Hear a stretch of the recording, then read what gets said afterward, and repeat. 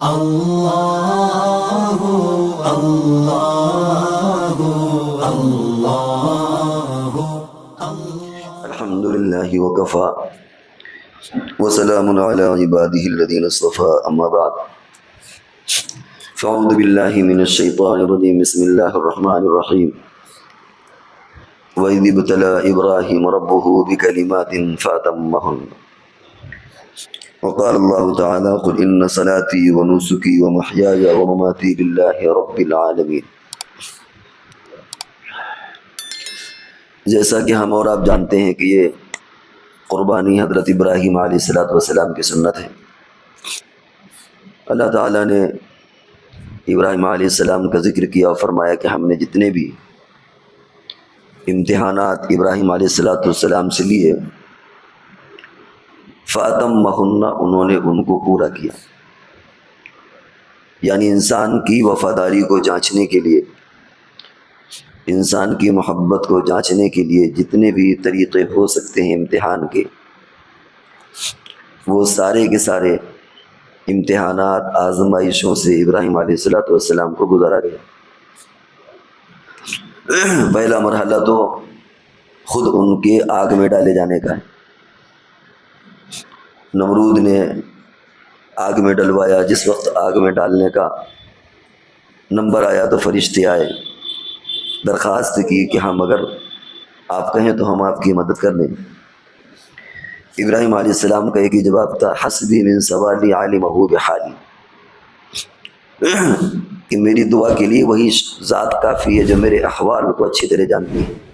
اللہ تعالیٰ خود دیکھ رہے میرے ساتھ کیا ہونے والا ہے۔ اور پھر وہ قصہ پیش آیا کہ قوم نے ڈالا اللہ کی طرف سے، قلنا یا نار کونی بردن وسلام علی ابراہیم، کہ اے آگ ٹھنڈی ہو جا۔ وہ واقعہ مسلمانوں کا بچہ بچہ جانتا ہے۔ دوسری آزمائش اسماعیل علیہ السلام کی ذبح کرنے کی، اسی طرح ان کو وادی غیر ذی زرع بے آب و گیاہ میں چھوڑ دینا وغیرہ وغیرہ، وطن کو چھوڑ دینا، اپنے خاندان کو چھوڑ دینا، یعنی اللہ کے لیے ہر قربانی کو برداشت کرنا۔ اس قربانی سے در حقیقت یہی یاد دلائی جاتی ہے ہمیں اس مقصد کو سمجھنا چاہیے۔ اسی لیے فرمایا ان صلاتی، جب آپ دعا پڑھتے ہیں تو ان صلاتی و نسکی و محیاج و مماتی، کہ میری نماز، میری عبادتیں، میرا روزہ، میرا حج، اور یہی کیا بلکہ میرا مرنا اور میرا جینا للہ، سب اللہ کے لیے۔ تو قربانی کا اصل پیغام یہ ہے کہ انسان انا کی قربانی پیش کرے، خواہشات کی قربانی پیش کرے، راحت اور آرام کی قربانی پیش کرے۔ یہی بقرہ عید کا اور قربانی کا در حقیقت یہی ایک پیغام ہے۔ کیسے انا کی قربانی پیش کی جاتی ہے، کیسے اقتدار کی قربانی پیش کی جاتی ہے، کیسے خواہشات، آرام اور راحت کی قربانی پیش کی جاتی ہے، اس کی ایک ایک مثال آپ کو دیتے چلیں۔ اسلامی تاریخ میں سب سے بڑے سپہ سالار گزرے ہیں حضرت خالد بن ولید رضی اللہ تعالیٰ عنہ، اور خود حضور صلی اللہ علیہ وسلم نے ان کو جو لقب دیا تھا وہ خالد سیف اللہ، کہ خالد اللہ کی تلوار۔ پوری ان کی ایک تاریخ ہے، اس تفصیل میں نہیں جانا۔ علماء کہتے ہیں کہ حضرت خالد بن ولید رضی اللہ تعالیٰ عنہ جس جنگ میں بھی شریک رہے اس میں کبھی شکست نہیں ہوئی، وہ چاہے کافروں کی طرف سے رہے ہوں اور چاہے مسلمانوں کی طرف سے رہے ہوں، یعنی اگر وہ ادھر لڑے ہیں تو ادھر بھی پلہ بھاری رہا ہے ان کا۔ غزوہ احد کی مثال بھی سامنے ہے۔ تو ایک سب سے بڑا جرنل اسلام کا ایک وقت آیا، حضرت عمر رضی اللہ تعالیٰ عنہ نبض شناس تھے، امت کی نبض پر ان کی گہری نظر تھی، اور کہیں کوئی چیز کسی کے ساتھ جڑ نہ جائے اور ذاتی طور پر لوگ اس کو متعلق کر کے نہ دیکھنے لگیں، اس پر بھی بڑی نظر تھی۔ چنانچہ وہ زمانہ جو ان کے شباب کا تھا، حضرت خالد بن ولید رضی اللہ تعالیٰ عنہ اور علاقوں کے علاقے فتح کرتے چلے جا رہے تھے، عین ایسے وقت میں ان کو معزول کر دیا۔ معزول سے مراد یہ کہ ان کو ان کے عہدے سے ہٹا دیا گیا۔ یہ بات بظاہر ہلکی معلوم ہوتی ہے، لیکن حضرت عمر رضی اللہ تعالیٰ عنہ جو بہرحال حضرت خالد رضی اللہ تعالیٰ عنہ سے مقام اور مرتبے میں تھوڑا بہت نہیں بہت اونچا درجہ ہے، وہ اس نس کو سمجھتے تھے، رکو دکھتی رکو، کہ کہیں لوگوں کے ذہن میں یہ بات نہ آ جائے کہ جنگ جو ہوتی ہے وہ ان کی صلاحیت کی بنیاد پر فتح ہو رہی ہے۔ لہذا ایسے وقت میں جب کہ وہ اپنی پیک ٹائم پر تھے ان کو معزول کر دیا۔ یہ بالکل ایسے ہی ہے جیسے کوئی کسی کھیل کا کیپٹن ہو، کرکٹ کا ہو، فٹ بال کا ہو، کسی اور چیز کا ہو، اس وقت وہ سکہ رائج الوقت ہو، بس اس کی شمولیت یہ سمجھ لیجئے کہ میں جتانے کا ضامن ہو، اور اس کو فوراً اس کو برخاست کر دیا جائے کہ آج سے تم کیپٹن نہیں رہو گے، تم ایک ادنا کھلاڑی کے درجے میں رہو۔ بہت بڑا امتحان ہوتا ہے۔ وہ سوال کر سکتے تھے کہ میری کیا غلطی ہے، میں نے کون سی غلطی کر دی، میں تو علاقوں کے علاقوں کو فتح کر کے اسلام میں داخل کر رہا ہوں، آپ نے مجھے معزول کر دیا، کوئی وجہ بتائیے، وجہ بتاؤ، نوٹس جاری کیجیے، پھر میں معزول ہوں۔ اور وہ اس وقت اس پوزیشن پر تھے کہ اگر بغاوت کرنا چاہتے تو کر سکتے تھے، کہہ دیتے کہ ہم آپ کی بات نہیں مانیں گے، ہماری غلطی بتائیے۔ لیکن حضرت خالد بن ولید رضی اللہ تعالیٰ حضور صلی اللہ علیہ وسلم کے صحبت یافتہ تھے، ادھر سے آرڈر آیا، سرنڈر ہو گئے اور کہا کہ جو خالد کل تک سپہ سالار اعظم بن کر لڑتا تھا، آج وہی ایک ادنا سپاہی بن کر کے ماتحتی میں لڑے گا۔ یہ ہے انا کی قربانی۔ یہ نہیں کہا کہ صاحب میں ایسا، میری غلطی بتائی جائے، کچھ نہیں، بس ایک حکم آیا، سرنڈر کر دیا۔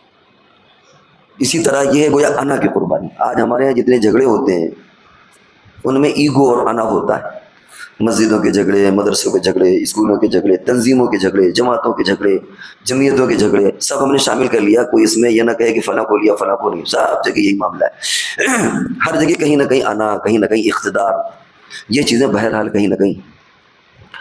دوسری مثال حضرت حسن رضی اللہ تعالیٰ عنہ، کہ بلا شبہ اس پوزیشن پر تھے کہ حضرت معاویہ رضی اللہ تعالیٰ عنہ کے زمانے میں خلافت کا دعویٰ کر سکتے تھے، حضور کی نسبت جڑی تھی، بہت ساری خوبیوں کے حامل تھے، وہ خود کہہ سکتے تھے کہ میں خلیفہ بنوں گا، اور ہم آپ کو خلیفہ نہیں مانتے، لیکن امت میں اتحاد باقی رکھنے کے لیے اقتدار کی قربانی دے دی کہ مجھے نہیں چاہیے ایسی خلافت جس خلافت میں سر فٹول ہو، خون بہے، مقابلہ آرائی ہو، قربان کر دیا اس خلافت کو۔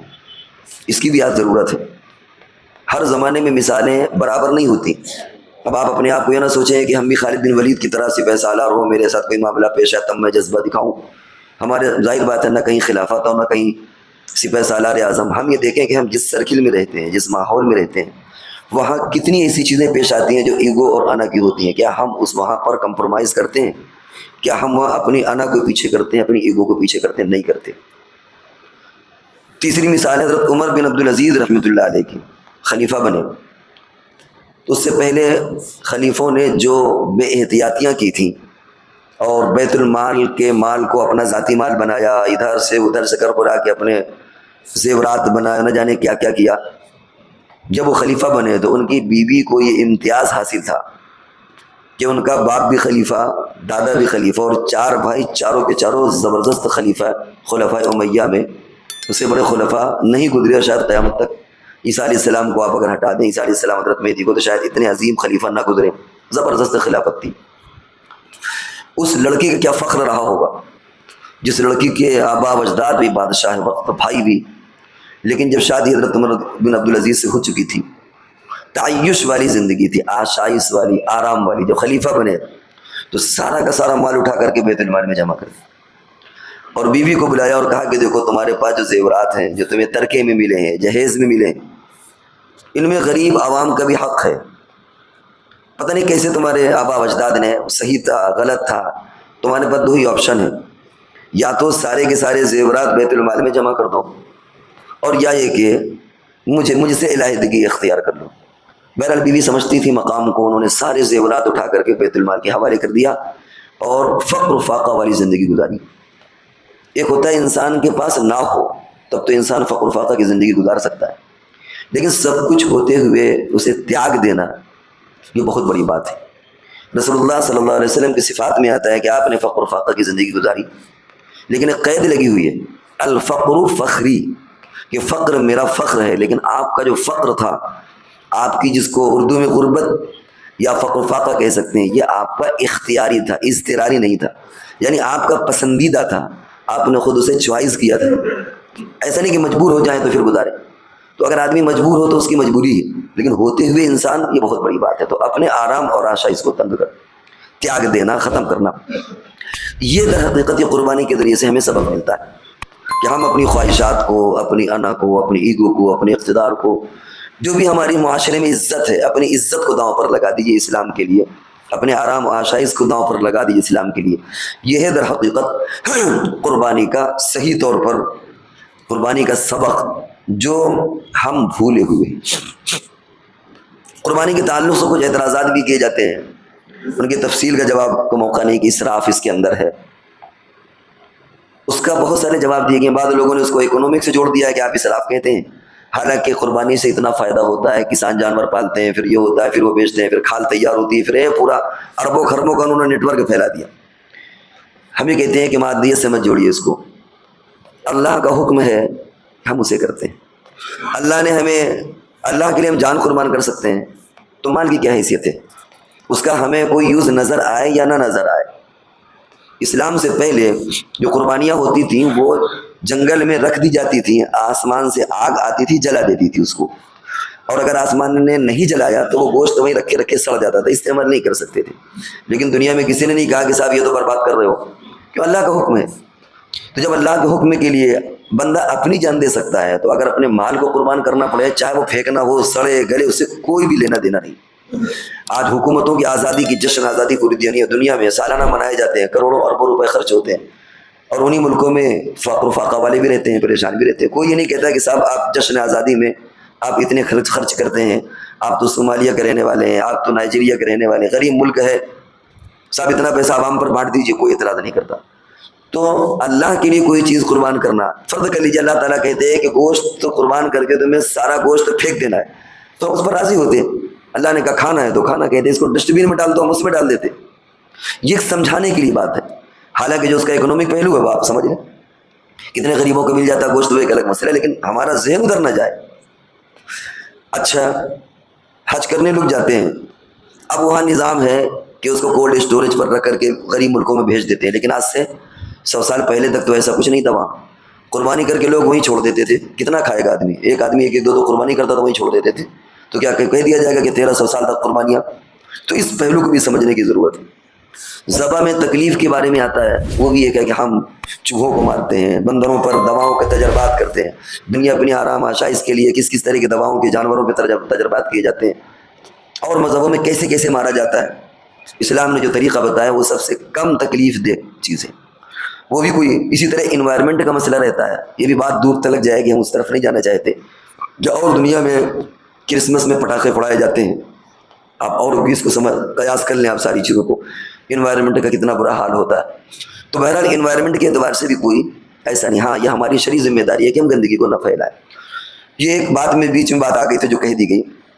ایک اہم چیزیں وہ یہ کہ کچھ لوگوں کی طرف سے اس طرح کے اعتراضات ہوتے ہیں کہ صاحب گھر کی طرف سے قربانی کر لیجئے کافی، چوتھے دن پہ قربانی کافی، ایک جانور میں 10 طرح کافی۔ دیکھیے جو جس مسلک کا عمل کریں کوئی حرج نہیں، لیکن بلا وجہ غلط فہمی اور انتشار پیدا کرنا یہ غلط ہے۔ بعض غیر مقلدوں کی طرف اس طرح کی باتیں آتی ہیں، بھائی آپ کا جی بھر رہا ہے آپ کریے، آپ چوتھے دن کریے، 5ویں دن کریے، کسی نے منع کیا؟ لیکن آپ یہ کیوں چاہتے ہیں کہ سب ہمارے نظریات کے بن جائیں؟ احتیاط تو اسی میں نا، بھائی بڑے جانور میں وہ کہتے ہیں 10 ہو جائیں گے، آپ 20 کر لیجیے، کون آپ کو منع کرتا ہے؟ لیکن ہم کو کیوں کہتے ہیں؟ آپ غلط فہمیاں پیدا کرتے ہیں۔ گھر کا ایک ممبر کر دے سب کی طرف سے کافی ہے، بلکہ بعض لوگ تو کہتے ہیں زندگی میں ایک بار کر دے بس کافی۔ تو اس طرح کے جو سعودی سے بہت ساری کلپیں آ رہی ہیں ویڈیو میں، اس طرح اس کے چکر میں نہ پڑ کر کے اس کو جو ہمارا ایک باقاعدہ علماء کی نگرانی میں شریعت کی روشنی میں جو چیزیں چلی آ رہی ہیں اسی پر جمنے کی ضرورت ہے۔